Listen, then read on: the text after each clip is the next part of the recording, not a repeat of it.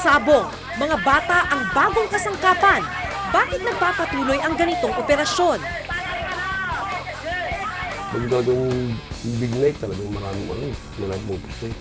May mga business, mga foreigner, gano'n, Chinese. Kung ano yung babagsakan mo ron. Kasi semento lang, may lupa na may bato-bato, na maaari silang masaktan doon. Pagbili ng bagong assault weapons ng PNP, dumaan ba sa tamang proseso?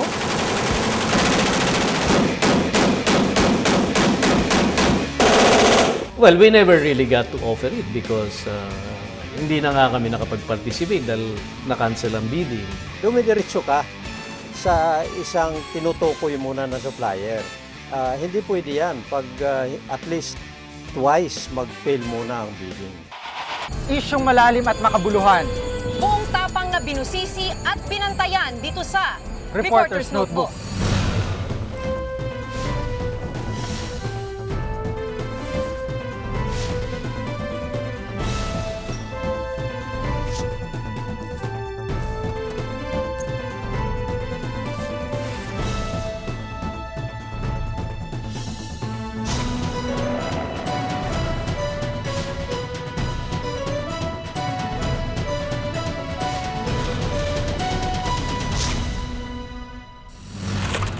Mga batang halos wala pang muwang pero bagong kasangkapan sa marahas at madugong mundo ng sakitan.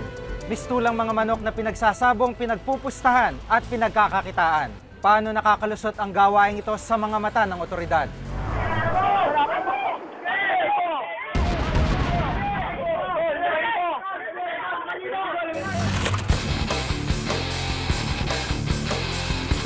Sa ilang lugar sa Kamaynilaan nagaganap ang madudugo at mararas na eksena. Ito ang aming ibinulgar 2 taon na nakakaraan.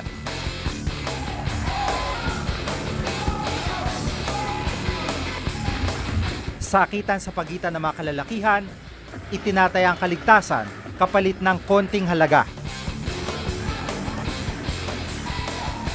Pero mas malala ang aming natuklasan kamakailan. Hindi matatanda kundi mga bata, kasangkapan sa Human Sabong.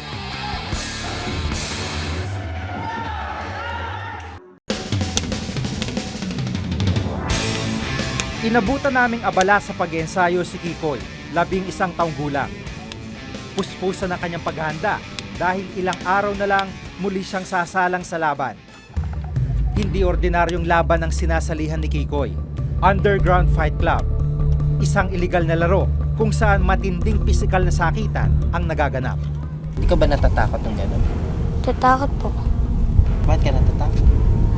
Baka bumagot po yung ulo ko. May nangyari na bang gano'n sa'yo before? May nangyari ng gano'ng insidente? Wala pa po. Untog lang. Nung nauntog ka, ano nangyari? Sugat. Matakulo ko. Sa murang edad, mahirap isiping napapasabak na siya sa marahas na mundo ng sakitan. At ang mas malungkot, tila unti-unti siyang hinuhubog ng gawaing ito. Minsan po gusto ko na tumigil. Pero di ko talaga matigilan. Pero hindi lang si Kikoy ang sumasabak sa mapanganib na mundo ng Underground Fight Club. Maging ang bunso niyang kapatid, ito rin ang nagiging hanap buhay. Si Tolits, 9 taong gulang. Ayon sa magkapatid, dala na matinding kahirapan kung bakit sumasali sila sa Underground Fight Club. Wala po kami pambiling bigas. Nakaulam. Maliit lang kung tutuusin ang kinikita nila sa bawat laban. Sa kaso ni Kikoy, 500 piso lang. Magkano binibigay mo sa nanay? Kaya na yung pura, nakakakain yung 100. 8, 7, 6. Lingid sa kalaman ng mga magulang ni Kikoy at Tolits sa pagsali nila rito. Ang buong akala ng mga magulang, sa pagsusugal nila sa kalye nakukuha ang perang iniaabot nila sa kanila. Bubugbugin kami. Mahilig kasi mamali yung mama ko eh. Minsan ding sumabak sa Human Sabong si Jay. 10 taong gulang daw siya nang unang sumali sa laban.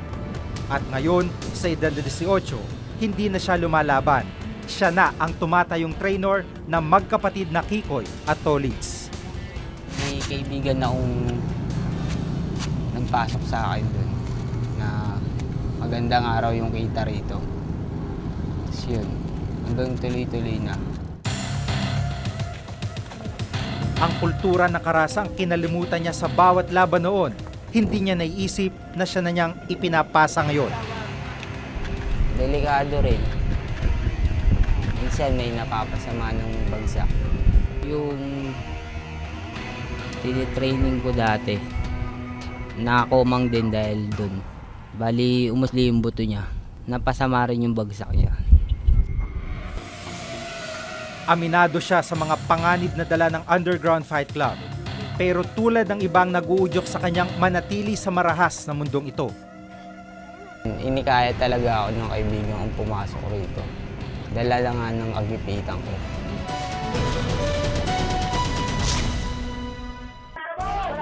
Sa videong ito, kasama si Kikoy sa mga lumaban. Muntik pang mauntog ang kalaban ni Kikoy sa pader matapos siyang daganan at sakalin.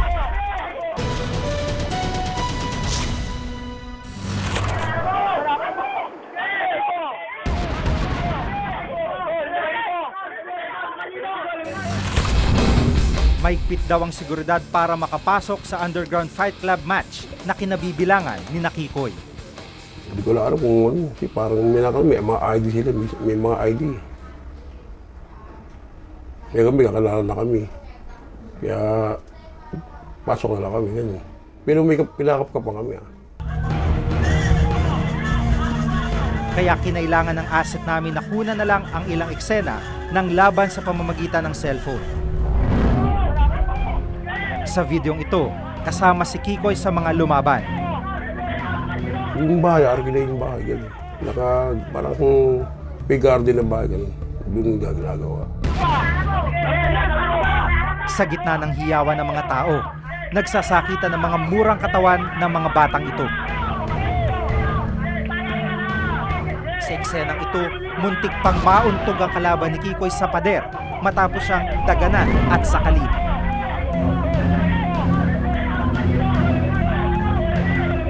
Habang nagsasaya mga nanonood, patuloy ang sakitan ng mga bata. Wala ni anumang safety gear o proteksyong gamit ang mga batang lumalaban.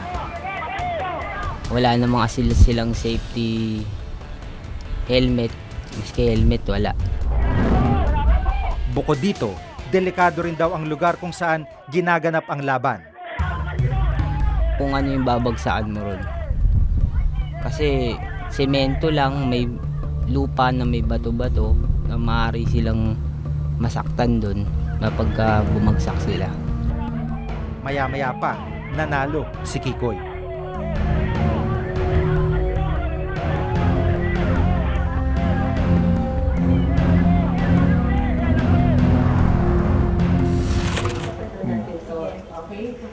Ayon kay Anjanette Sagisag, Child Protection Specialist ng UNICEF, maliban sa panganib na dala ng larong ito, malaki rin daw ang epekto nito sa pag-iisip ng mga bata.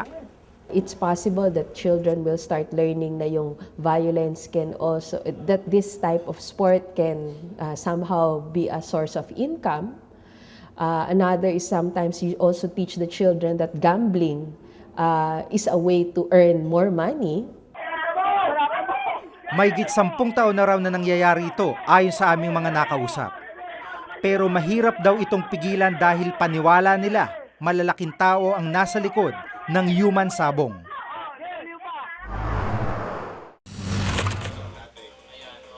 Isa si Rudy sa mga taong inuupahan para ayusin ang pangangailangan kung saan gaganapin ang laban. Ayon sa kanya, planado ang bawat hakbang bago simulan ang isang laban. Saan gaganapin, doon na lang kami pupuntahin. Tapos hindi na lang kami driver. Madalas sa mga probinsya raw nila isinasagawa ang laban. Bata ang pinipiling ilaban dahil mas nakakainganyo raw itong panoorin at mas mura ang bayad.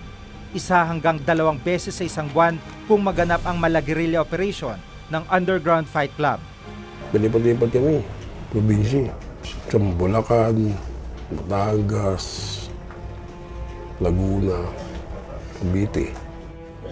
Ayon pa kay Rudy, malasindikato ang takbo ng Underground Fight Club. Binubuo ng iba't ibang tao na nag-oorganisa sa operasyong ito. Meron ito mga coordinator. Sila ang kumokontak sa mga tulad ni Rudy upang ayusin ang laban. Sila rin ang tumatawag sa mga trainer ng mga bata upang ipaalam ang mismong laban. Ang mga operator tulad naman ni Rudy ang nangangasiwa sa laban ng mga bata at sa pagkuha at pag-ipon ng mga taya. Sa 4 na taon ni Rudy sa gawaing ito, limitado raw ang kanyang kaalaman tungkol sa mga taong namamahala sa Underground Fight Club. Pero base sa kanyang mga nakikita tuwing may laban, makapangyarihan ang nasa likod nito. Pag daw big night talagang maraming pupuste. May mga businessman, foreigner, gano'n, at Chinese. Yun lang. Basta may mga nakita ko karamihan puro babae, gano'n.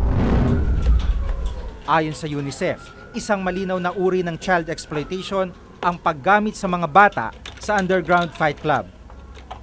Walang protective gear yung mga bata. Wala naman silang professional training. Definitely you will see injuries happening against them, and these events happen in places where they do not know where they're going to. Napaka-exploitative na ng conditions na yan.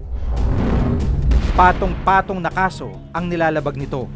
Maliban sa child exploitation at forced child labor ayon sa Republic Act 7610, nilalabag din ito ang Anti-Trafficking in Persons Act, ang Republic Act 9208. Pero kahit matagal na ang ganitong uri ng krimen, wala pa kahit isang napaparusahan. Dahil kamangha-mangha na ayon sa PNP, ngayon lang nila narinig ang pangyayaring ito. Sa ngayon wala pa kaming naitalang ganyang mga kaso or insidente. Mabuti na sabi niyo sa amin yan para alamin namin kung saan, kasi ito'y hindi maganda sa bata. May mga hakbang naman daw silang nakahanda upang masugpo ang Underground Fight Club. Dito sa amin kasi meron kaming programa, yung sinasabi namin, Oplan Sagip Anghel. Sinasagip natin ang mga bata doon sa pang-aabuso at eksploitasyon. Kinukuha natin sila at nakikipag-ugnayan tayo sa tamang ahensya at saka mga non-government organizations para sila ay mabigyan ng tamang intervention. Wala rin daw naitalang kasong DSWD kaugnay sa Underground Fight Club. Ngunit may mga ginagawa silang hakbang para dito. Unang-una dapat makita namin kung sino yung mga biktima na exploitation. No? So pag wala silang family, automatic yun. They come to our custody. At inilalagak muna namin sila sa aming center for temporary shelter. And during the time, we are giving them appropriate social services. Habang walang malay ang mga otoridad sa nangyayari, patuloy ang pagdagdag ng mga nabibiktima at napapahamak ang buhay dahil sa iligal na labanang ito. Si Michael, 12 taong gulang, kasama rin sa Fight Club. Sa isang laban, nabali ang buto ng kanyang kanang hita. Binuhat po ako ng kalabang ko. Binaksak po ako. Bali, ito po na ganun po. Napahirap siyang ginanon. Kaya po nabali ito. Tulad ng iba, pera raw ang nagtulak sa kanya para sumali sa Underground Fight Club. May isa pong mama na sa akin. Sabi po sa akin, gusto mo bang magkaroon ng malaking kita? Sabi ko, tinanggap ko. Hindi ito alam ng mga magulang ni Michael, kaya laking gulat na lang nila nang tinawagan sila noon ng ospital. Kasi ang alam ko niyan, magsuswimming sila. Eh ngayon hindi ko alam na pala sasama sa mga ganyan na non-wrestling. Hindi raw itong kauna-unahang pagkakataon na nagpaalam ang kanyang anak para mag-swimming. At tuwing inaabutan daw siya nito ng pera, iba ang paalam sa kanya. Tinatanong ko, sabi ko, saan galing ito? Sasabihin niya, minsan daw pumupusta raw siya ng basketball. Sasangkalan niya lang, basketball. Eh siyempre, hindi ko naman alam. Siyempre, bata pa, hindi ko naman maano. 2 buwan ang nakasemento ang mga binti ni Michael. Binayaran naman daw ng sindikato ang pagpapasemento sa hita niya, ngunit hanggang doon na lang ang tulong na inabot nito. Nung nakarang linggo, binalikan namin si Michael. Natanggal na ang semento sa kanyang binti matapos ang ilang buwang pagkakasemento nito. Nagsisisi ka ba na pasama ka pa dun sa grupo na yun? Opo. Nagsisisi po. Sa tingin ba parang yung grupo na sinalihan mo baliwala ka na ngayon dahil injured ka na parang wala na silang pakialam sa'yo. Sa tingin ba ganun yung nararamdaman mo? Ganun po. Bakit ganun yung nararamdaman mo? Kasi ang ano lang naman kasi nila, pera sa ano lang nila. Pero sa amin, buhay namin. Buhay ang kapalit.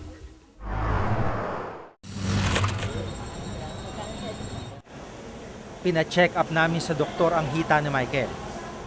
Ang buto ng bata, unang-una, mas malambot, no? Ibig sabihin, mas siya. Ayan, no? Makikita ko yung deformity, oh. Ayan, mukhang nagpatong yung buto. Dito na lamang hindi magandang resulta ng eksaminasyon. 78 nga, eh. 78, doon 81. Dito na tayo sa stage ng malunion. Ibig sabihin, yung buto, hindi siya naghilom ng tamang posisyon.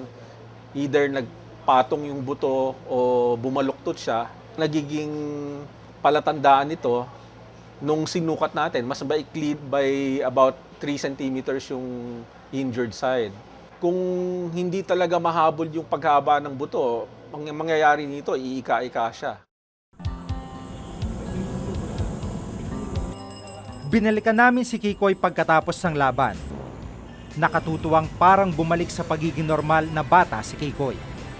Pero mukhang pansamantala lang ang lahat ng ito. Hanggat may mga patuloy na nakikinabang sa paggamit sa kabataan para gawing libangan at pagkakitaan. Hanggat hindi ito aaksyonan ng mga kinaukulan, mananatiling buhay ang banta na nanakawin ng kanilang pagkabata at karapatan. Ako si Jig Manikad at itong nakatala sa aking Reporter's Notebook.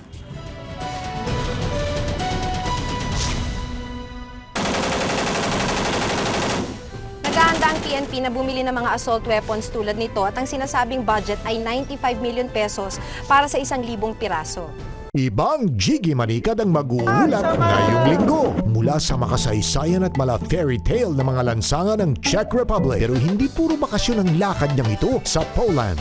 Bibisita siya sa tahanan ng yumaong Santo Papa. Dito siya pinanganak. At sa simbolo ng karumal-dumal na krimen ng mga Nazi, ang Auschwitz Prison Camp. His number was put us in Auschwitz. Abangan ang pagbubukas ng pinto ng Eastern Europe sa Pinoy Meets World. Linggo sa SNBO.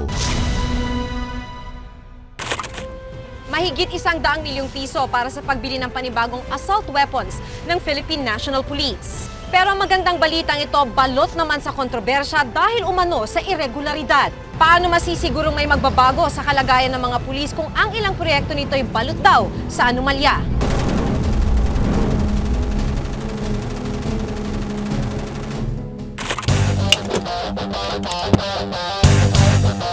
Makabago, makapangyarihan, nakamamatay.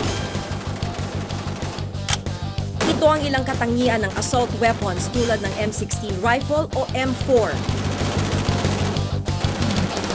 Kaya nitong magpaula ng tinatayang 800 bala sa loob ng 1 minuto.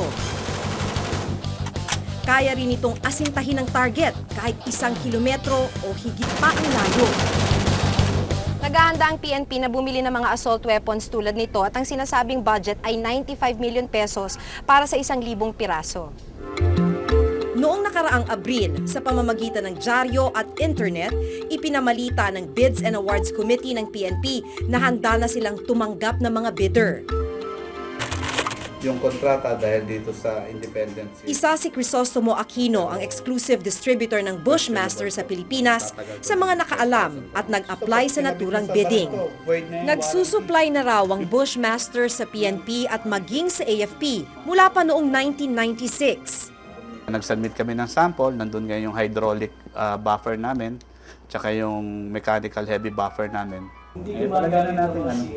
Kaya nagulat na lang daw siya sa naging takbo ng proseso.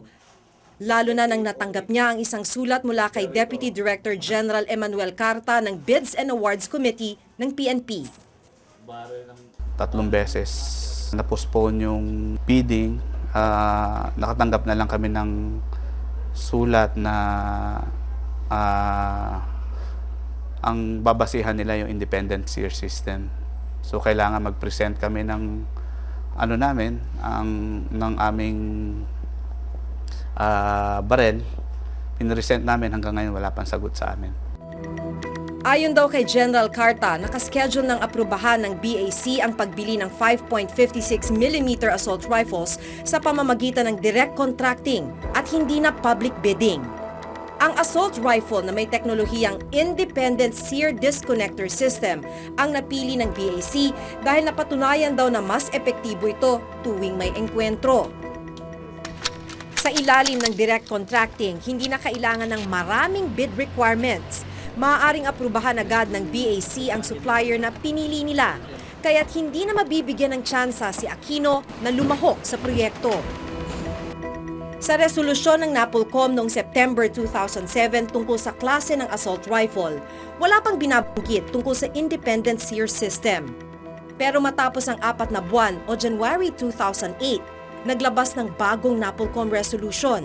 Nakalista na sa ilalim ng accessories ang SEER system. Ito na ngayon ang pinagbasehan ng PNP sa kanilang procurement ng assault rifle. At sa bid bulletin ng PNP noong May 14, malinaw na kinasila na nito ang bidding.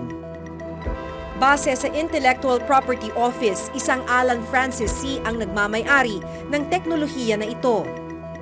Siya rin ang may-ari ng Fair France Specialties and Trading na 11 taon nang nagsusupply ng armas sa Special Action Force ng PNP.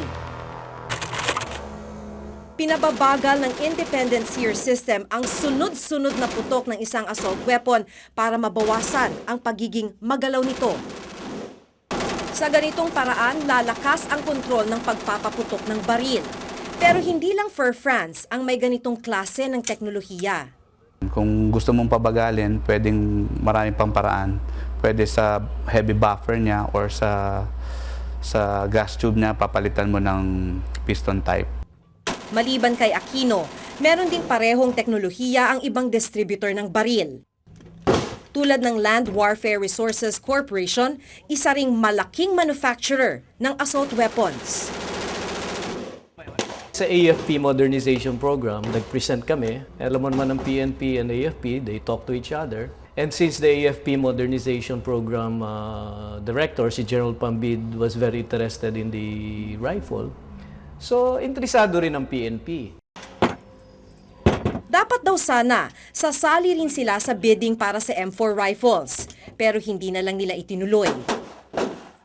Well, we never really got to offer it because hindi na nga kami nakapag-participate dahil na-cancel ang bidding. But had we been given the opportunity to bid, yun ay bibid namin, 95,000 pesos, plus lahat ng requirements na gusto nila. Inimbitahan namin ang Fair France, Bushmaster at LWRC sa isang shoot-off para maipakita nila ang kakayanan ng kanilang mga assault rifle.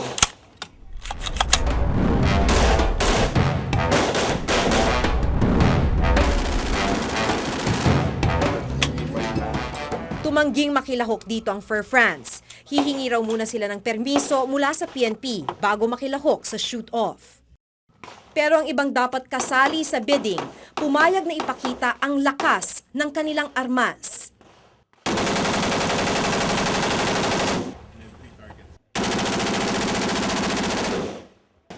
Pinaputok ng shooting enthusiast na si Anton Lorenzo ang bawat rifle mula sa 3 kumpanya. Wala siyang itulak kabigin sa 3 armas. Pare-pareho raw ito halos ng kakayahan. Of an M16. Pero kung siya ang tatanungin, mas pipiliin niya ang assault weapon na hindi ginalaw ang bolt. Okay. But what happens if you modify the bolt? Well, you know, there might be reliability issues if you modify the bolt, no? Because I have no experience with a modified bolt because from our point of view, we just use whatever is there and we modify the firearm by changing the barrel. Why not the bolt? You don't have to eh. Sinegundahan ito ni Engineer Jesse Salientes na mahigit 25 years nang nangangasiwa sa firearms manufacturing mula M16 assault rifles hanggang 45 caliber pistols. Ayon sa kanya, hindi raw mainam na baguhin ang bolt ng isang baril. I don't think tama na ginalaw mo yun kasi merong operating system talaga yung buong M16 and yung system na yun, it has been proven sa parang sinabi ko sa iyo, it's still being used by the US Armed Forces na gano'n pa rin yung system without touching anything. Sagot ng Fur France, matibay at hindi pumapalya ang kanyang imbensyon. Ito nga raw ang ginagamit na baril ng PNP Special Action Force. Tulad noong Bikutan Siege, bago nagpaunlak ng interview ang Bids and Awards Committee sa pamumuno ni Deputy General Carta, nagpulong muna sila para pag-usapan ang naturang bidding. Sa huli, kinumpirma nilang matutuloy ang procurement, 1,000 rifles na may independent sear system mula sa Fur France. Kung patented yung parts na yon, independent sear system, and yung kanilang firearms does not meet that specification, it is an approved NAPOLCOM specification, we will maintain our stand doon sa NAPOLCOM specification. We have told them to submit to us report or an update of what's going on. The Oversight Committee has that power to tell them to submit to us. But to tell them what to do, what to buy, at this point, where to buy and whom to buy with is out of our control. Those sold by an exclusive deal. Aminado si Attorney Paterno Menzon na matagal nang may pagkukulang ang procurement law o RA 9184. Under the procurement law, ang observer nandyan lang mula sa pre-bid conference hanggang sa award. Kulang yon. Dapat nandyan siya sa pre-procurement planning pa lang habang pinaplano para hindi lutong Macau. Katakataka raw na tila idinagdag sa resolusyon ng NAPOLCOM ang independent sear system na patent o pagmamay-ari na ng Fur France. Dumidiretso ka sa isang tinutukoy muna na supplier. Parang siya na lang. Hindi pwede yan pag at least twice mag-fail muna ang bidding. Naninindigan naman si Alan Francis C. sa kanyang produkto. Buhay ang baril eh. Gun is a life eh. That's the life of a police officer or a soldier. And I do not want to be in conscience kung may mangyari sa kanila because of my weapon. I cannot sleep with that. Sinisiraan lang daw siya ng mga hindi nakalahok sa bidding ngayong taon. You know, it's how it is in this country. It's always crab mentality, gano'n, mas magaling yung ano. But yung tanong ko lang, yung kanilang baril, ginamit ba ng SAP ng ganitong kahabang taon? You can ask SAP about my record there. Masalimuot at tila hindi iniiwanan ng kontrobersya ang mga usaping may kinalaman sa bidding ng gobyerno. Hindi man malinaw para sa ilang partido ang naging proseso ng bidding sa PNP. Ang mas mahalaga pa rin, siguruhing walang kwestiyon o kahinaan ang mga hawak na armas ng ating kapulisan dahil buhay nila ang nakataya sa tuwing nilalabanan ang masasamang elemento. Sons of Brown. Ako si Maki Pulido at ito ang nakatala sa aking Reporter's Notebook. So I'm... Kung may nais kayong ipasiyasat na issue o balita, maaari po kayong tumawag sa amin sa numerong 982-7777, local 1424. Maaari rin po kayong mag-email sa reportersnotebook@gmanetwork.com. Para sa malalimang pagtingin sa mga issue at balita, samahan nyo kaming muli hanggang sa susunod na Martes. Ako si Jig Manikad. Ako si Maki Pulido at ito ang Reporter's Notebook.